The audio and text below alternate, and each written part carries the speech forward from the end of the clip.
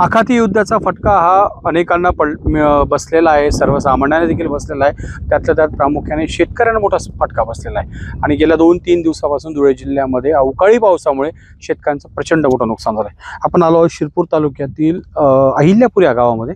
अहिल्यापूर गावामध्ये शेतकऱ्याचं वीज पडली शेतामध्ये आणि त्याचं पशुधन जी काही बैलजोडी होती ही जोडी गेली। नेमक्या काय भावना आहेत, काय अपेक्षा आहे सरकारकडनं आपण जाणून घेऊ। दादा काय घटना घडली सगळं सविस्तर सांग।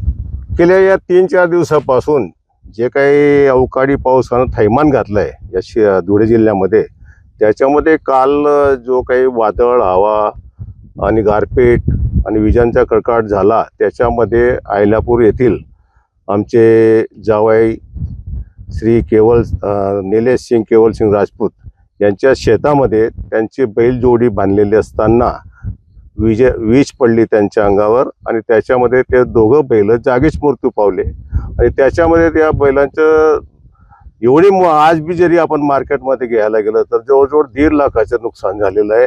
तर ही नुकसान भरपाई शासनाकडनं मिळावी अशी अपेक्षा आमची सगळ्यांची आहे आणि म्हणून आम्ही आपल्या या चॅनलमार्फत शासनाला आम्ही सांगू इच्छितो की काही करून पंचनामा केलेला आहे नुकसान भरपाई सगळं नुकसानीचा। बैलांचा PM पण झालं, सगळं व्यवस्थित सगळे झालेलं आहे।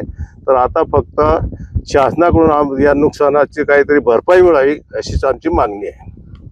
निश्चितच पाहायला गेलं तर जगाचा पोशिंदा हा शेतकरी असतो आणि या शेतकऱ्याचा पोशिंदा हा बैल असतो। हाच बैल वर्षभर काबाड कष्ट करतो, शेतकरी काबाड कष्ट करतो आणि पिकवत असतो। क्षणात होत्याचं नव्हतं पाहायला मिळालेलं आहे। आता पंचनामा झाला आहे, शासन या शेतकऱ्याकडे कसं मदतीचा हात पुढे करतो हे पाहणं तेवढं महत्त्वाचं। कॅमेरा पर्सन प्रशांतसह विशाल ठाकूर, LS मराठी, अहिल्यापूर।